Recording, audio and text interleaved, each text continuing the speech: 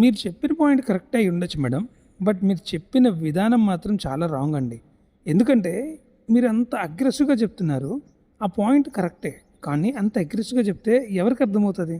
ఇవాళ రోజుల్లో మన ఇంట్లో చిన్న పిల్లలు కూడా తినో తినో తినో అంటే ఎవరు తినరు, కానీ అర్థమయ్యేటట్లు ఎక్స్ప్లెయిన్ చేస్తేనే ఇవాళ వాళ్ళు కూడా మాట వింటున్నారు. మగాళ్ళు రేప్ చేస్తున్నారు, మగాళ్ళు అందరినీ చంపేయడం, అసలు ఇది టాపిక్ కాదు మేడం. ఇలా కాదు మీరు చెప్పాల్సిందే. కుక్కల గురించి చాలా అగ్రెసివ్గా మాట్లాడుతున్నారు, బాధపడుతున్నారు, అందరికి అర్థమవుతుంది.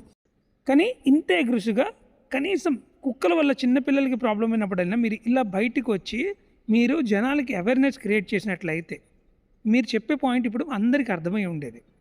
నేను చాలాసార్లు ఆర్ఫన్స్లో డొనేట్ చేశాను, అన్నదానం చేశాను. సో నాకు మాట్లాడే హక్కు ఉందనుకుంటా కదా మేడం, మీరు అన్నారు కదా అలాంటి వాళ్ళకే మాట్లాడే హక్కు ఉందని. చాలా రాంగ్ మేడం. ఈ పాయింట్స్ అన్నిటి వల్ల మీరు చెప్పాలనుకునే మెయిన్ పాయింట్ పక్కకి వెళ్ళిపోతుంది.